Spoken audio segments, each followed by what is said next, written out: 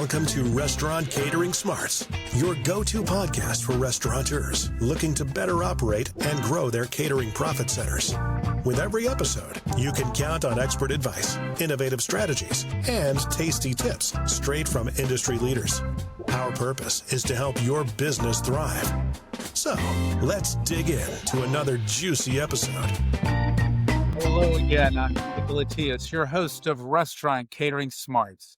And today's guest is Phillip Scotton, President and COO of Primo Partners, a multi-unit, multi-brand franchise operator of beloved brands like Ben & Jerry's and Starbucks. In his leadership role, Phillip has played a pivotal part in building Primo's off-premise operations, helping the company earn recognition as the #1 Ben & Jerry's franchisee globally in the category. With a strong focus on operational excellence, team development, and scalable growth, Phillip brings valuable insights into what it takes to build successful, community-driven brands beyond the four walls, and we're excited to have him on the show today. But before we get started, let's take a minute to recognize our sponsor, CatersEnd Catering Software. They help restaurants turn their catering chaos into calm. Discover why restaurants trust CatersEnd to save them time and increase sales. Go to catersend.com and sign up for a walkthrough of the software. Now let's dive into this episode of Restaurant Catering Smarts. Welcome, Phillip. How are you doing today? I'm doing well. Thank you so much for having me today. Yeah, thanks. Let's get in. I like to do an icebreaker question. Give me a number between 1 and 1,000. Oh man, let's do 444. Well, that's a good number. Okay, reflect on a time when you had to confront your own limitations or insecurities. How did you overcome them? Wow. I feel like this is something I do every year around this time. Typically we do what we call 360 feedback assessments with all of our key leaders. So from a management standpoint and up, we always want to make sure that we're receiving that direct feedback. And it truly came from a time where once you get into a management or a leadership role, a lot of times you stop receiving the feedback that's going to allow you to grow, right? And so we implemented this type of feedback in order to allow us to be able to make sure that we're constantly getting it from all different angles and levels. So this could be from your direct supervisor, it could be from your peer, it could be for someone that you're directly supporting as well. And so to answer the question, one of those limitations for me was as I started to grow in our organization, and really being able to get into this leadership space, I was an introvert. I was a quiet person, and so one of the limitations that I had was not speaking up whenever it's the prime opportunity to sort of show those leadership capabilities. And so I started to have to learn what I call the light switch method. Right, is whenever it's time to come into a place of a meeting space or anything of that nature with our team, it's time to turn the light switch on or turn that performance on. And that's sort of how I look at it nowadays, where I'm taking this limitation and now made it a superpower in a lot of ways where I can gauge and understand and know when to flip it on and also when to flip it off. And as an introvert, I need to flip it off a lot of times to re-energize myself and get the energy back a little bit. I'm sure after you've been on, you just need to go and unplug and recharge because it probably takes a lot out of you. Definitely does, especially in the operation space, right? It's like every day is something different. You never know what's going to come up. We're always ripping and running. I know. And it's always, that's what I like about sales and marketing. That's where I spend most of my time, even though I've got operational background. It's like, it's a little easier to control, but in the operations, it's just, you just strap in and you're just waiting for that next thing to happen because it's going to happen. You just don't know what it is. Without fail. Yeah. Where are you based out of? So I'm based out of Atlanta, Georgia. Okay. My daughter used to live on the Beltline.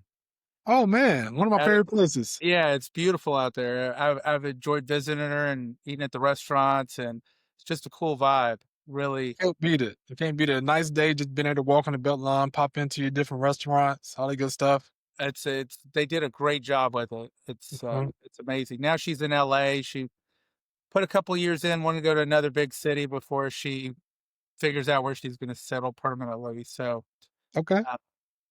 who knows where she's going to be? Luckily, I can jump on a plane, and her brother lives out there too. Just so happened he and his wife moved out there. So I got 2 kids out there, but I don't think I'm gonna move out there. It's a I'm little about to too say, man, it sounds like they're trying to get you out there. no, no, too much for me.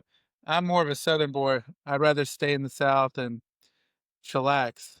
Yeah, Just a whole different vibe. it is. So let's talk about how you got into this business. What's your path? Yeah, so my path is a little bit, what you would say, not your normal path. Um, I actually started out as an unpaid marketing intern for Primo Partners. My friend as well as our CEO, Antonio McBroom, and then also our CFO, Eric Taylor, they actually founded and bought their first Ben& and Jerry's location back in 2008 in Chapel Hill, North Carolina. Okay. So whenever they did this, we actually are all from the same town. So we're from the same county. And Where you from? I'm from Chatham County, North Carolina. So a very small town called Siler City. It's probably about 40 minutes outside of Chapel Hill. Is that where Michael Jordan grew up? It's not where Michael Jordan grew up. He grew up down by Wilmington, by more so like by the beach area. But we went to Chapel Hill, which he went to college at. So Oh, that's got that cool. common there.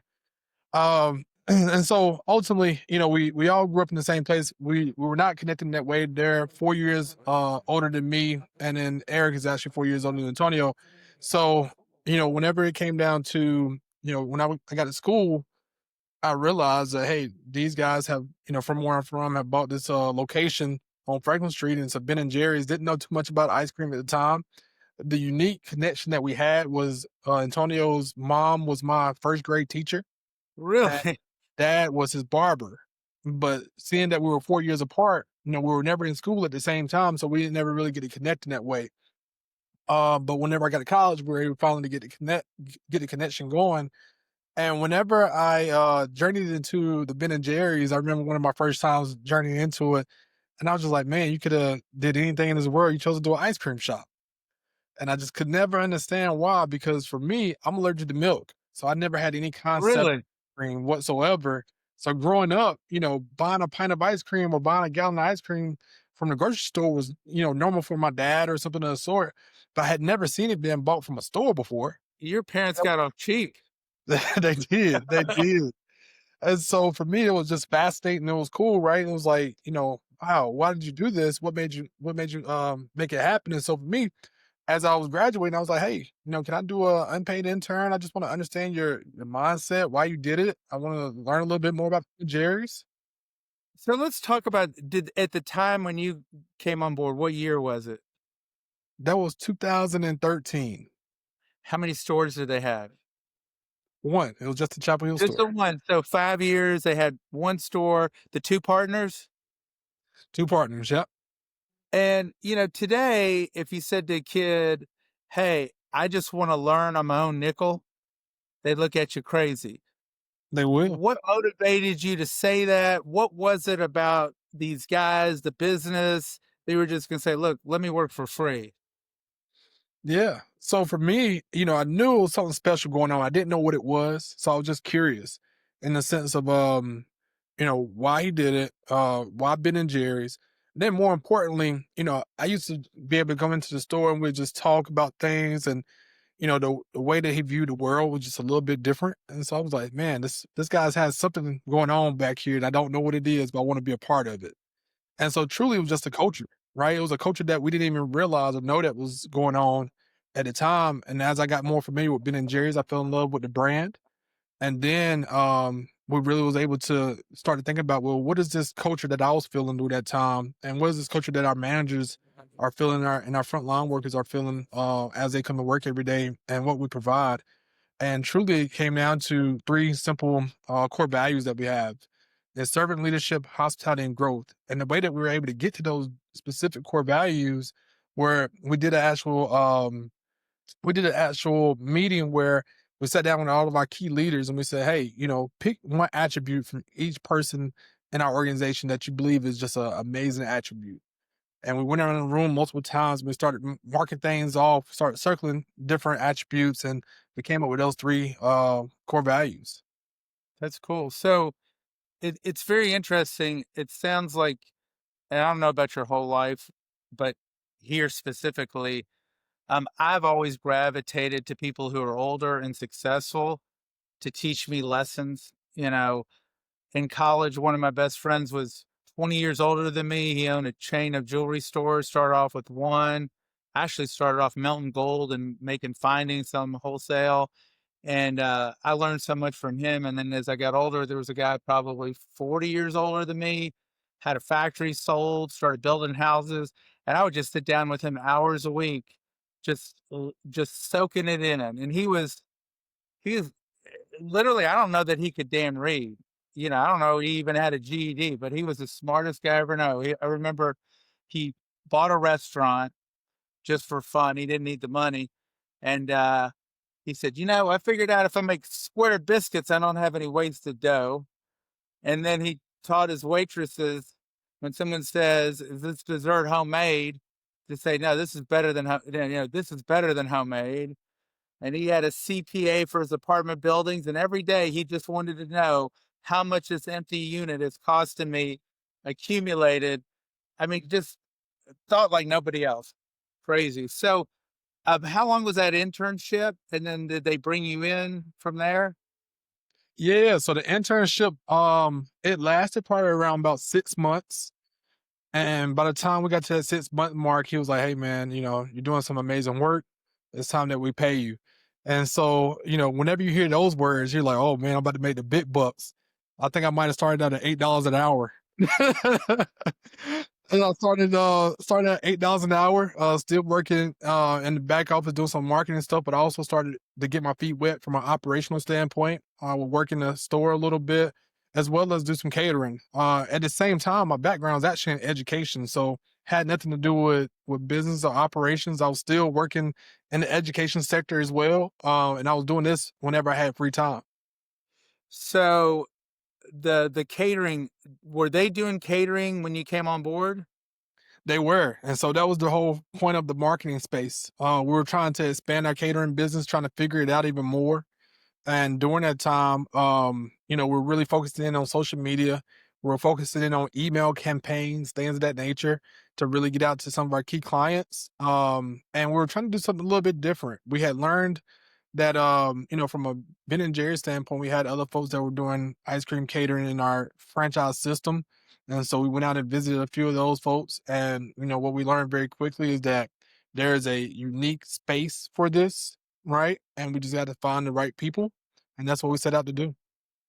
So do you know, I don't know if they sold it, they probably sold it. The Nashville franchisees, I think it's the Givens, Judy and Gil, or they started it years ago, probably in the 90s. And they were doing a ton of catering back then. So for people who are listening, most of the listeners in the restaurant business, what is ice cream catering? What's it look like? Are you bringing out tubs and scooping? What are you doing in the catering? Yep. So for us, it's all about the experience. So a lot of times when you think about catering, from a full service standpoint, you think about drop offs. You think about somebody coming in, you got some amazing food, they're gonna drop it off and you get it yourself. Or you Right. think about someone standing behind a table and actually serving you. Right. And so for us, we wanted to be on those same lines of somebody serving you. So we wanted to be able to create that unique and fun experience, just like you would get from our ice cream shop, right? You walk into our ice cream shop, you get to choose and try all the different flavors. Had to get to have a little bit of fun as well because you hear the music in the background, things of that nature. And we said, well, we want to take this to wherever you're at and to provide that same experience. So being able to provide the music, being able to have some cornhole and different games that people can play, Oh, cool. while also being able to get some fresh hand dipped ice cream at the same time. So did y'all have like a portable freezer? Did you have like a bicycle? What did the bicycle that has the freezers? Yep. How many flavors would you get, when you come out there? I'm just trying Yeah. to picture. Yeah, so our base package would be 4 flavors. Well, we had what we call a tabletop setup. So it was a unique setup where there was a table, you had an apron, things of nature. You had this little cool shroud that goes over top of the ice cream. And we had these unique insular bags that kept the ice cream cold long enough to be able to serve it inside or outside. And if it was like a longer event or a hot day, we could also bring out our normal ice cream push cart where a lot more people are familiar with those. but we had a lot of different ways that we could make it happen. Did you do any drop off ice cream where you would just pre scoop, have them in cups and drop them off with all the toppings and the flavors? So for maybe it's 25 people in an office and they don't really have the budget for full service? Yep, we would do that as well. So it just really depends on, what anybody wanted. We were here to create that experience. So if they wanted us to pre-scoop it and have it in cups ready to go with some toppings on the side, we can make that happen for them. We even had these things called pint parties, where we would have pints of our unique flavors that you only could get in our shops, and we'll drop those off and have them where they could actually create their own party and scoop it out and have a unique Ben and Jerry scoop as well. Oh, that's cool. So when you came on board, what percentage of sales was catering? At that time, that's where we were in hyper growth mode, especially in the small location that we had in Chapel Hill. So we had just started to unlock the what I call the surrounding areas. So we got on campus, we hit the ground running very hard there, as well as we started to dive into this area that's called vending, right? So overall, we call the catering space off premise, and the Right. reason is because we had these two separate areas, which is catering, which is your traditional business catering, things of that nature, birthday parties, things of that nature. Then you have vending, where you could go to different venues and things of that nature. And so we became the premier ice cream vendors for the University of North Carolina, Chapel Hill, where we would go to the football games, basketball games, and sell ice cream as I, well. I bet you were busting it and making a lot of money. We were. It was busy, and we learned very quickly that you can't do the same things for 100 people when you're trying to service 2,000 people at Thousands, one time, thousands. right? So we had to come up with different ways of doing it. And so during And that time, it probably off premise was probably around 40% of our sales and revenue. wow, and it's strong and it's free marketing. And, if you think back at that era, you didn't have a lot of good branded food in a stadium environment. It was like shitty generic hot dogs, popcorn. I mean, nothing great. So now obviously it's developed. So what would you say were the top three things that y'all did to build catering sales that really work well?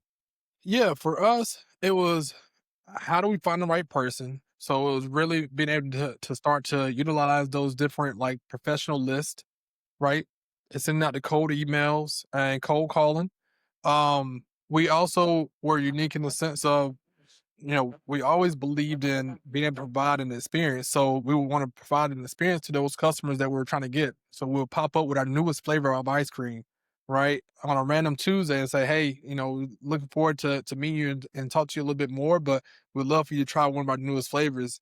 And nobody can turn down ice cream, right? That's one of Except the for you because you're allergic. But besides you, right. Besides me, that's all I need to worry about is somebody not being allergic, then we were good to go. We could make it happen. And then the last piece was our website. Really focusing in on our SEO and SEM campaign back in the early days during that yeah, time where a lot of people weren't thinking about that. That really helped us out. that's awesome. Yeah, early on when I started catering out of my Corky's, I had a sales rep and he said, "Oh, I got a customer and they want to do ice cream in the afternoon for their client." So we took out, I mean, it was generic, but tubs and the toppings, and it was a good money maker. It was a lot of fun, but you definitely worked the forearm doing that. Oh yeah. Okay, so now we've got one store. We're 5 years in, 6 years in. Where's the growth in the company? Because I went to your website. I was very impressed with Primo Partners. It sounds like you're a big Ben and Jerry's franchisee. You're now getting into Starbucks. Yep. Any other brands you're affiliated with? Those are the main two right now. We are looking at for our third brand Yeah. and figuring out how it's gonna create that trifecta. But we're still early on in that space. And then y'all do real estate development, We do right? real estate development, yep. Is that always in conjunction with your food brands, or it can be outside that as well?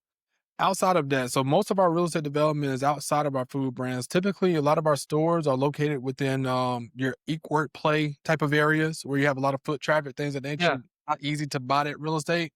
So most of our real estate is typically in the land development space, rental property space, things of that nature.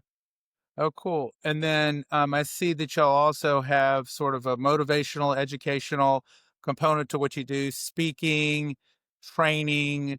type of stuff. And then you said your partner wrote a book. You want to tell everyone Yeah, what that is and what that's about? definitely. So we have what we call our authority or consultant space. And so other small businesses, it could be in the retail food space, or it could be in something else where you're looking to grow and scale your business. It's really focused on culture. My partner, actually, Antonio Broom, just published one of his first books. It's called The Selfish Servant. And Yeah, it's pull that up. Okay, what's it about? So this is all about building a culture, but also more importantly, creating your extraordinary lifestyle. And so from a CEO standpoint, you have to do certain things in order to keep the momentum and the vision strong. A lot of people, believe that working 100 hours every week is going to get you where you need to be. But sometimes you actually have to become selfish, and that means working on yourself and really diving into what that looks like for you. Yeah, I definitely believe I had a business partner said everything in moderation, including moderation. That's it. So, I think when you're first starting out, it's all about the business and you got to get to that point. But to keep doing that is crazy. It's like, now I've got this cash machine. I need to enjoy a quality of life. I don't need to take out every dime, surround myself with a team that can support me and enjoy life because, I don't know about your family, but like my dad worked in a factory, started his own, went bankrupt, cooked donuts in the middle of the night, hustled. My mom had to go to work after not working. And, they basically worked till they retired. They were late in the game before they could enjoy what they built. Yeah. It's like, who wants to wait till you're 65, 70 to enjoy the journey and shit, die of a heart attack or who knows? Better to enjoy it as you go. It doesn't mean be stupid and it doesn't mean vacation 52 weeks a year, but definitely enjoy the journey. And I'm assuming that book's available on Amazon. It is. It's available on Amazon and any bookstore. Awesome. And then, okay, so when did y'all get into are y'all recently in the Starbucks game? Yeah, so we actually started with Starbucks during COVID time frame. Okay. It was a unique partnership there. Everybody knows that Starbucks is not a franchise brand, Right. uh, but they do license out some stores and things of that nature. And typically, the ones that you see are going to be like in your hotels or Right. casinos or your big boxes like Targets and things of that Yeah. nature. And so for us, we started working with them as consultants. We was working with them on some diversity, equity, and inclusion projects. And as our time and the contract was wrapping up, um, the unique question was posed and said, hey, how do we get a retail location? And there was mutual interest there. And so we went down a path of trying to figure out what that looks like from a community standpoint and how do we put our unique Primo mark on it. And that's sort of where that partnership started. We had our first location open up about 3 years ago in 2022. And then but we acquired our second location in 2024. And yeah, now we've been off to the races and we're looking to expand some more. And are you located in a retail, in a university? Where's your footprint? Yep. So our Columbia, South Carolina store for Starbucks is located on college campus. And it's in a retail space. And Yep. then our second location is in Charlotte, North Carolina. It's actually at the premium outlets in Charlotte. Okay. Well, definitely you've got a captive audience, which helps. Have you brought the catering piece to the Starbucks? We have been doing it very limitedly. Ultimately, that's something that's new to Starbucks area. Our biggest event that we did in that space was the U.S. Open back whenever it was in North Carolina about a year and a half ago. And that was a really good experience in that space. And from a catering standpoint, we've done some more of your smaller scale drop offs, things of nature, your different crafts and to go items in the Starbucks space. But we're looking to be able to grow that in a different way as well. Yeah. When I think about the opportunity with Starbucks is obviously the coffee number one brand, right? And the Yes. other thing is you've got a good, they've developed a good food program, whether it's a breakfast sandwich or I get the sous vide egg bites all the time. That's To so be good. able to go to an office and say, hey, let me drop off continental breakfast Hmm. for 20, 30 people for the meeting, coffee, juices, waters. it's probably not the same as doing a company picnic for 500 at Ben and Jerry's, but it's all free money if you can get 500 1,000 on the register before the day gets going. That's free money. You're spot on. And that's exactly what we've been doing. But now we're trying to take it a little bit step further and say, well, how do we operationalize Starbucks to be able to do 500 to 1,000 people? And why would somebody really pay for it and want it? And so Yeah. we've been working on that a little bit in the background. And how many Ben and Jerry's are y'all up to? So we currently have about 23, 24 Ben and Jerry's. Are they all in college campuses or unique areas, or some regular retail? What's your niche? So it's all over on the Ben and Jerry's side. We specialize in high volume tourist areas. So we have a good amount of locations there. We do have some college locations. We have some just your normal multi-use retail locations and even neighborhood locations as well.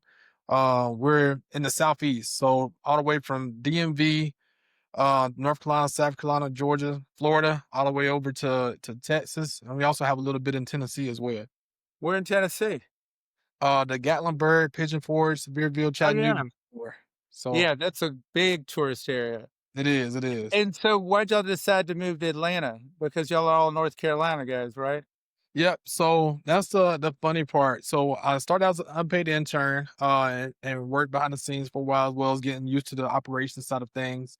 And then in 2016 or 2013, when I started as well, we realized that there was an opportunity in Atlanta where there was no Ben and Jerry's. And so for us, Really? we had just started catering. We were like, oh, we're gonna go to Atlanta. It's a big city, and we're gonna do some ice cream catering there. And over those 3 years, we realized that this is a really cool place to be. In 2016, I moved down officially, and I was on the hunt for our first store location. And so we built it out, and Atlanta became our biggest catering operation still to this day. It's our biggest catering Oh, I'm region. sure. All the big corporations. Yep. Everything is here. And so that's the reason why we end up moving to Atlanta for our headquarters, because ultimately we could have an office, but more importantly, we could have a warehouse that house all of our different trucks and vans and vehicles to be able to carry out the catering operation here. That's awesome. What's the biggest event you've ever done? Man, biggest event. So we've done up to probably 10,000 people, around 8 to 10,000 people before in ice cream catering. I think from a revenue standpoint, literally just happened fairly recently. We're going to be doing a hot chocolate event in December in Houston, Texas. And that's going to be our highest grossing revenue for about 5 or 6,000 people.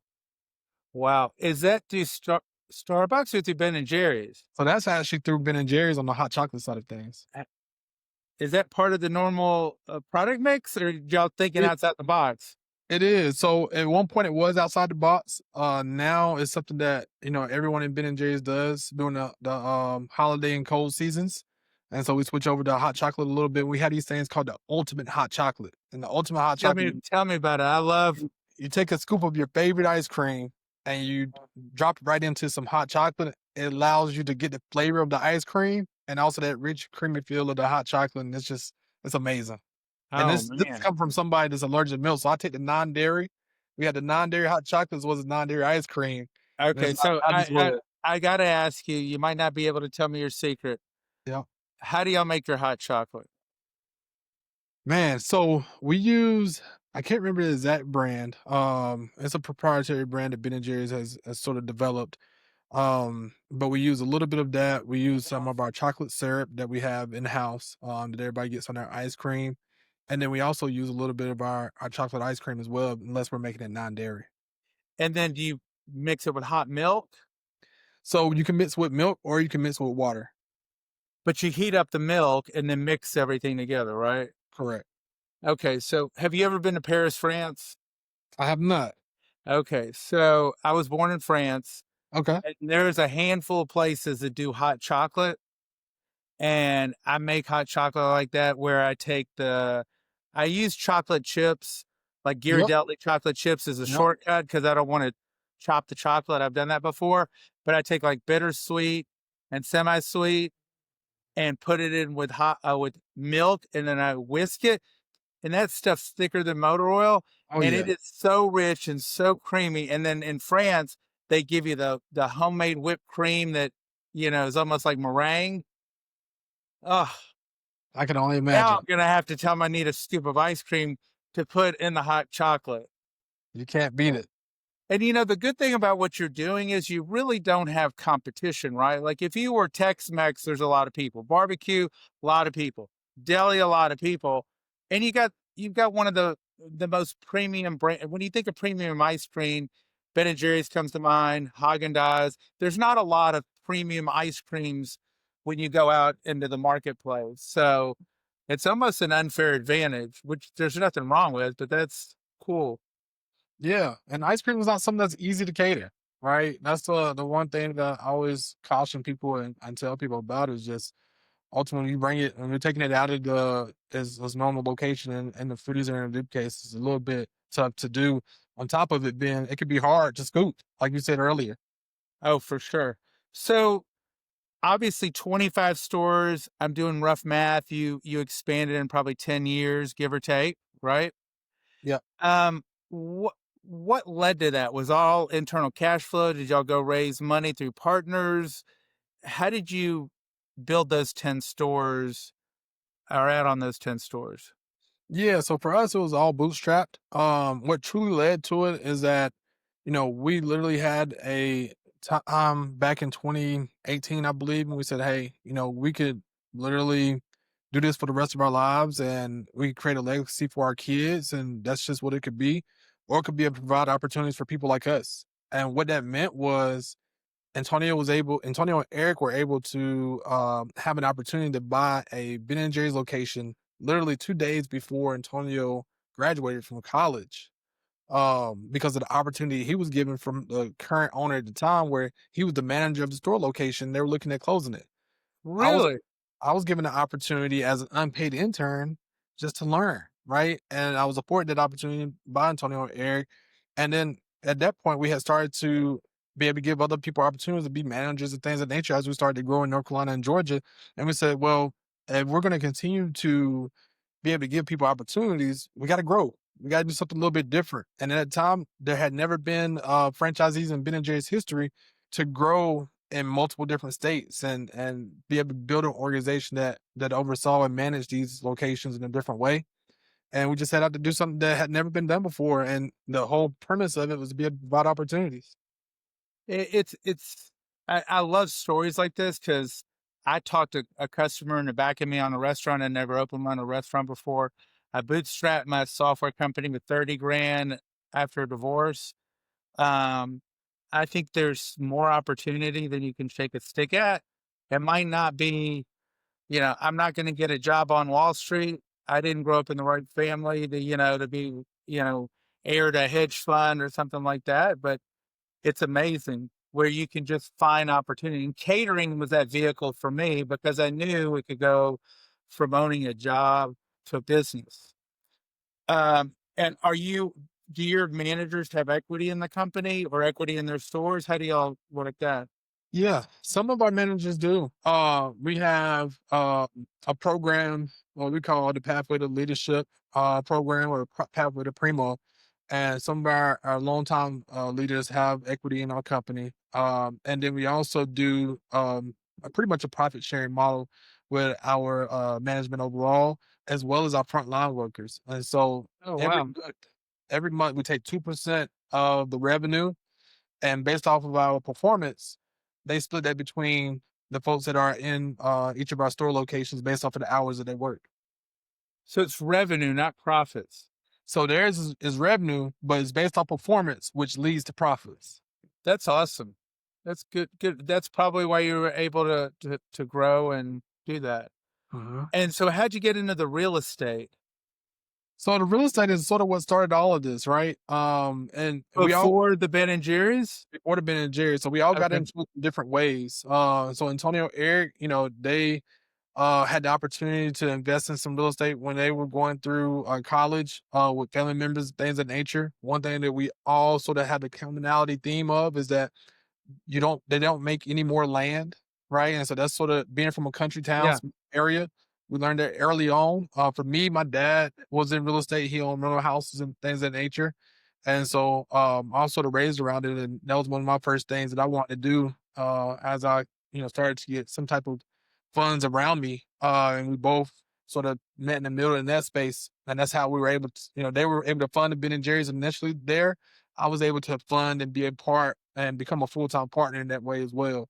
And so we've been able to just continue to develop in that space where now in our retail organization, as we develop people, one of the things that we always ask is sort of, what are their goals? What are they trying to accomplish in life and things of that nature? And sometimes it's they want to be able to be a part of a real estate investment, or they want to own their own house. And those are things that we work with our team on. It could be that they're working on a project with us in a real estate standpoint, or it could be that we're just trying to figure out, the best way or best medium to be able to get them into their home ownership journey. That's awesome. I mean, it sounds like it's more than a business. It's purpose driven. You care about the people. They're going to come back and care about you. I mean, I'm really resonating with this.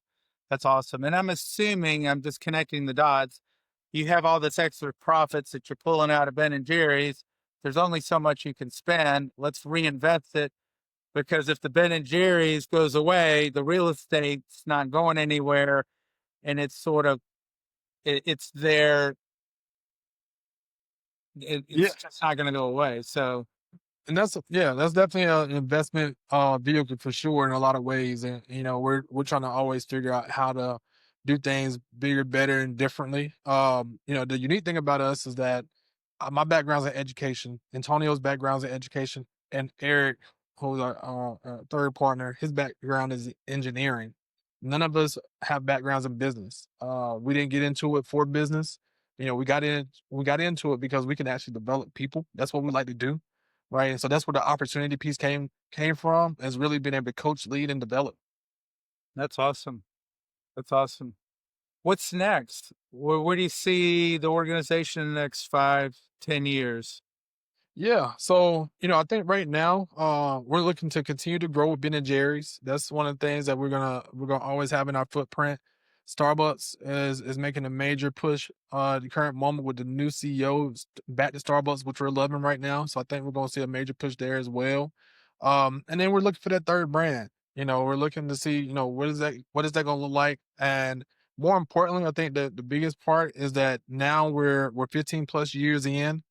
We sort of know what this looks like, and we're looking to figure out who's going to be the next person in our organization to really step up and take it over in a different way. That's exciting. Well, it's from humble beginnings of one store to all the stores, and then the book, the coaching, the speaking. If somebody wants to get hold of your organization, like they like this interview and say, hey, how can I hire y'all to help develop my team? I know there are different restaurant organizations that provide that. I think it's Powell's in Knoxville is big in customer service. How do they get hold of you? Yeah, you can visit our website as primopartners.com. On that website, there's a contact form that you can leave your contact information, things of nature, and a message, or you can email us directly at info@primopartners.com, and we'll get right back with you. Man, Phillip, this has been a lot of fun. I've enjoyed hearing your journey and very motivational. Anybody listening to this is going to walk away pumped. Amazing. Thank you so much for having me. Thanks. Have a great afternoon. Thank you, sir.